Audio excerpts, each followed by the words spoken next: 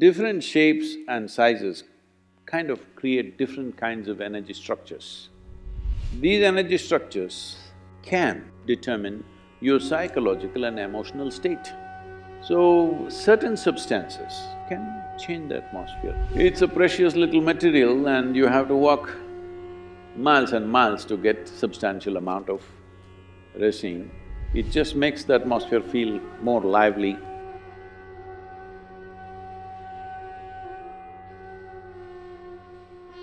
This question comes from Ashley in Memphis. Namaskaram Sadhguru. Incense has been used for thousands of years in almost every culture to invoke gods, support meditation, and for healing and medicinal purposes. Burning herbs and resins has been an especially big part of both Indian history as well as Native American history. Can you please speak about the significance of burning incense and how incense should be used in modern times? Oh, is that the reason I'm being smoked then?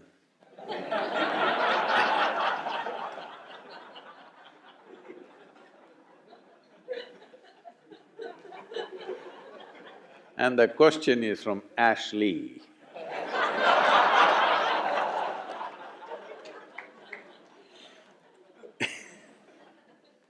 Incense is usually Ashley. Without ash, there is no incense.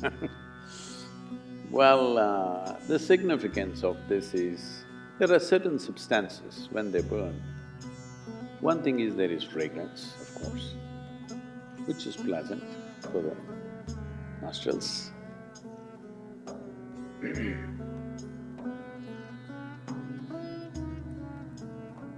And incense burning is about the atmosphere, not about you.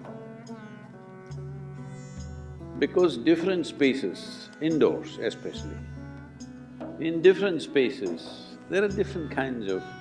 one thing is smells, there's also different kinds of energy structures which will happen. The shape and size of the room will do this. This is why there is such a attention to the shape and size of the room. In Indian culture, there is a whole attention to the shape and size of the room in which you live, because the shape and size of the room in some way, if it is not heavily ventilated, when I say heavily ventilated, from both sides, two walls are open and it's happening, then it feels almost like outdoor.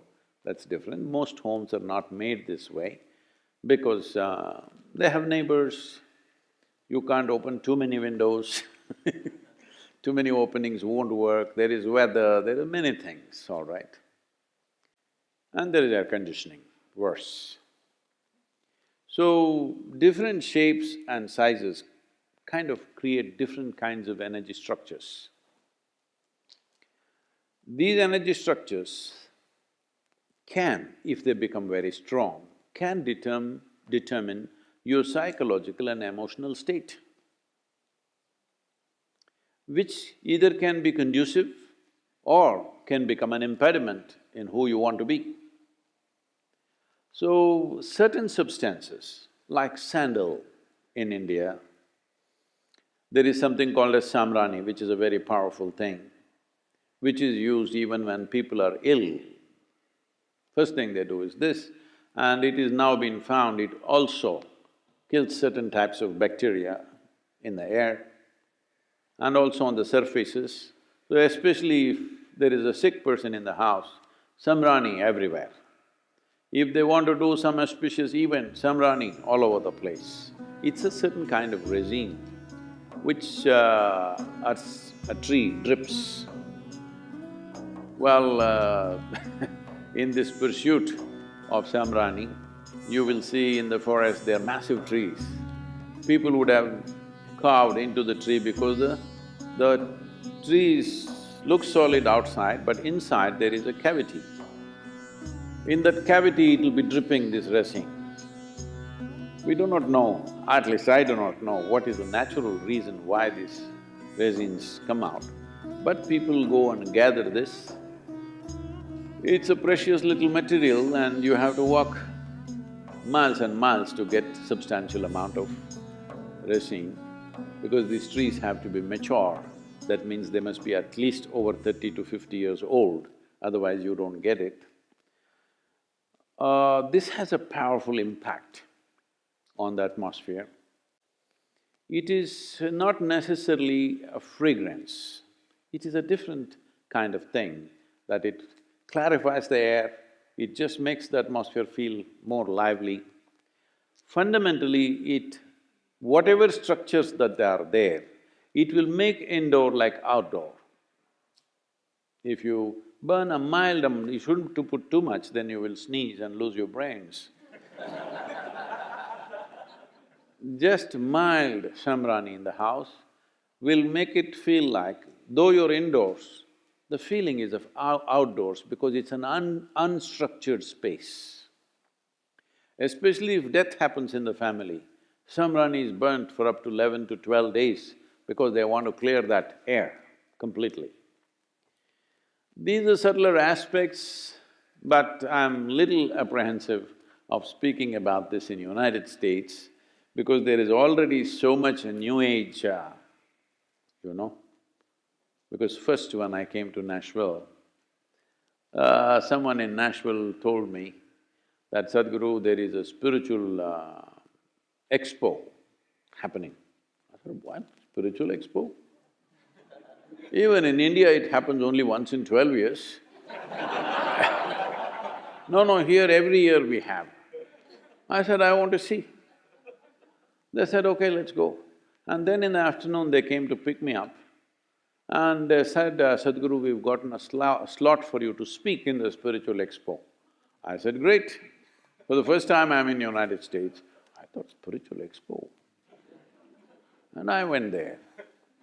A huge tent, and when we went in there, country music was going on full blast. Obviously this was a group which wouldn't find any other paid stage.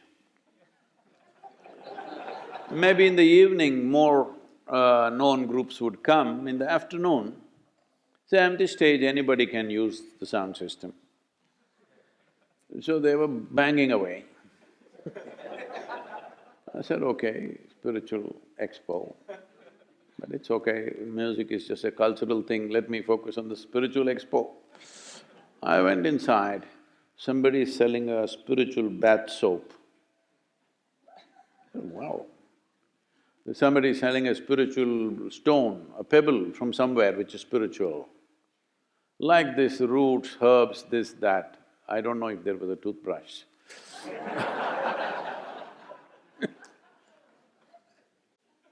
Then I thought, oh, this is like the Indian shandy.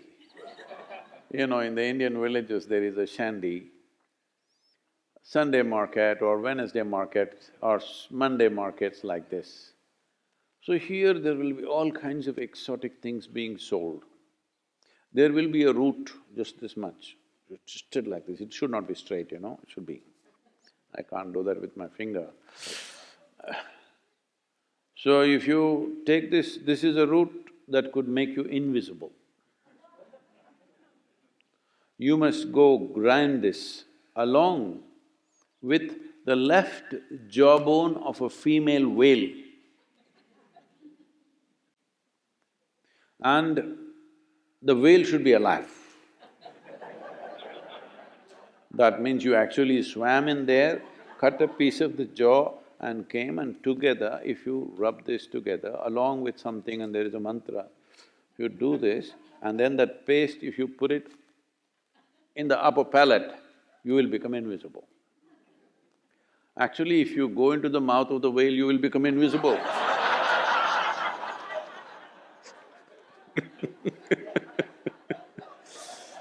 Anyway, then I saw, oh, this is like an Indian shandy. There they were selling all kinds of exotic incense also. Incense has a certain impact, but don't overdo it. Don't think it'll determine your spiritual nature. It can change the atmosphere a little bit. It should not be over certified, it has certain impact. One can use it in a sensible manner, but these days incense is being made with chemical stuff. Best you don't burn those things. It's very, very important before… You have enough chemical thing happening on the street, in the industry, in the factory floor that you may be working, wherever, there's enough chemicals floating around. At least within your house, do not burn chemically made incense, because I think that is almost 70% or 80% of what's available in the market today is chemical. You must take it out before you burn it. It's very, very important because within the closed enclosures, if you burn chemicals, well, the negative impact of that is very, very big. So it must be natural resin or certain other oils, essential oils and things which can make a difference. A mild difference, if you need that kind of a difference, it helps definitely.